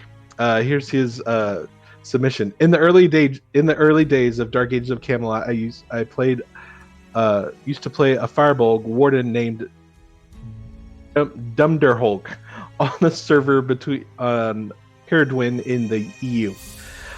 I did a lot of PvE and PvP. Normal warden spec 8-15-50 in blades or blunt. My warden also had a lot of parry, and so he was very defensive. This is my PvP story of old. He was raiding, and he came across a dwarf scald, and he landed a parry, and he killed the scald with his skill that procced off the parry. And then he ran into a hunter, and he parried a lot, and he got off a chain. And then he kept going from group to group, and he was healing, just going down, taking everybody down. Yeah, he was moving from group to group, and and somehow he kept himself aligned by doing chains. This must have been later than when I played, because there wasn't really, I don't think there was that many chains when I played it. But he was going from group to group and just murdering everybody in his castle. And so eventually what happened was he was causing so much havoc that a GM warped him into a special room, kind of like the story you were telling with EverQuest. I've been in that room. The special room, right? You don't want to be there. And the GM had a conversation with him, and he said, "You've been reported for cheating." And he said, "Okay, how have I been cheating exactly?" And he said he was really confused. He said, "You've used a stun as a warden, and wardens don't have a stun." And he said, "What do you mean I don't have a stun? I'm blunt spec 50, and then he named the skill that was the stun. And then GM said, "Oh, I guess you do have a stun," and then it ported him back into the battle. What a GM. I'm just like, what the heck? The GM didn't even know what was going on. He thought he was doing so good, they thought he was cheating. What a mess. Oh, Zerg Jerk. Of course that happened to Zerg Jerk. Of course it did. Oh, man. Yeah, so quick, if you guys didn't hear, I got banned once because we stole an item from an end boss in Sky Shrine. We were both invisible, and they were holding the corpse, and we were hiding in a corner. And when the person who was holding the corpse got up, I ran in, grabbed the loot, and we teleported out. It was a necro and a wizard. And we immediately got it to someone else to sell on the black market, and we got pulled into a room. I'll never forget. It was a halfling named Dasani. He was on the Karana server. Pulled us into one of those square rooms, and he's like, "Where's the robe?" I'm like, "What robe?" Like, we're playing dumb, and we're getting tells meanwhile, like, "All right, we'll give you this for it." So we start mouthing off to him, and he mutes us, and then we find out that we can talk through emotes. He can't mute the emotes. So we're talking through emotes, and then he freezes us, and like we can't move, but I turned my attack on, and for some reason, like we were able to duel, so we couldn't move, and we're dueling, and I'm killing my friend, and I keep going, "Oh, I can't stop." I'm like, you better save us. And it's just a big mess. We ended up getting banned for like a week because we stole this item. I thought it was epic. I don't know. I was young. I thought it was a good heist. But okay. So the last story I have here is from Nimufe. And for those that don't know Nimufe, they do amazing art, like anime style art, and they do a bunch of like Pantheon like comic strips on Twitter. We've retweeted anything they do, but definitely give them a follow. It's awesome stuff. Love their art, love their style, love the humor. So Nimufe put this here, and here's the story. So he says, when I started EQ, I always say this wrong. Even Joppa made fun of me for saying Velius wrong. I usually say Velius. I don't know why. It doesn't look anything like that. Had just released, and I really wanted to go there, but he was a bit of an altaholic, and his highest level character was a level 18 ranger. So eventually he gave up trying to level high enough to get there and just set out with a level 2 halfling rogue to explore the area. He was so excited to see the new snowy continent. So he said this was before he knew about Alakazam and that he could just look at a map of the zone. So the first leg of the journey, getting from Riverdale to North Row, I was asking an OOC where the zone line to Velius was, and getting on the boat to Ice-Clad Ocean was just building excitement.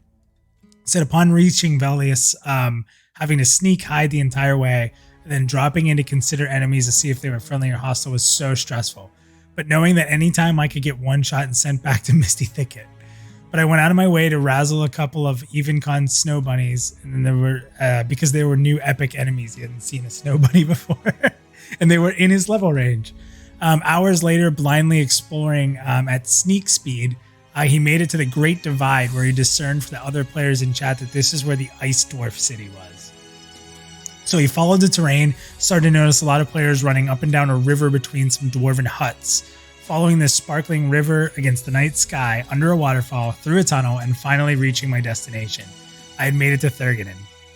After someone graciously bound me, I explored the town, talking to every NPC, and he went outside and found that there was something big happening. I didn't know at the time, but I had just arrived in time to watch a guild attempting the 10th Ring War. And when I told my friends about this at school the next day, they didn't even believe me. All in all, I really didn't achieve anything in terms of character progression, but those hours I spent just exploring the world were some of the most memorable moments they had in EQ. That is awesome. Dude, it's super impressive that he made it all the way there. That's no small thing. There is like mobs at every turn that will kill you on that path. Yeah. I remember sneaking through the giant city there. Terrifying. Absolutely terrifying. So that's awesome. Well, guys, I just want to say thank you to the community. We've had a really strong chat tonight. We've had a lot of people watching. I want to thank everybody who came in to tell their stories. Overall, just it's a lot of fun. Like, you know, a little more of a chill night. Like, we're not here dissecting things and bickering our points, but sharing stories and kind of reminding everybody like why we're here, right? Like, to make new stories in Pantheon. And while we may get frustrated about decisions that we all think we know better on, or things that we want, you know, I've been fighting to get elves removed. It's not going to work. It looks like we're going to launch with elves someday. But you know, it's so fun hearing these stories. And like when people start getting into the story, like it's the excitement, like you hear the change in voice, like taking you back, getting all pumped up and like talking about these epic moments that you're going to have forever, that you're probably going to remember for the rest of your lives. And I can't wait to make more in Pantheon. And Draq, you're 100% right. I can't wait till we can tell some Pantheon stories. I already got to tell one, and that's, to me, is already epic. You know, and I can't wait to tell more, and I can't wait to be a part of the community doing some fun and crazy stuff. So, Draq, awesome show. Thank you for suggesting this show. And thank you for being a part tonight. No problem, man. I just want to give one last plug. If you guys didn't get your story in or you want to tell it again, I do Plus Profiles. It's a 15-minute interview, documented for all time. It's I love doing them. I love hearing everybody's stories.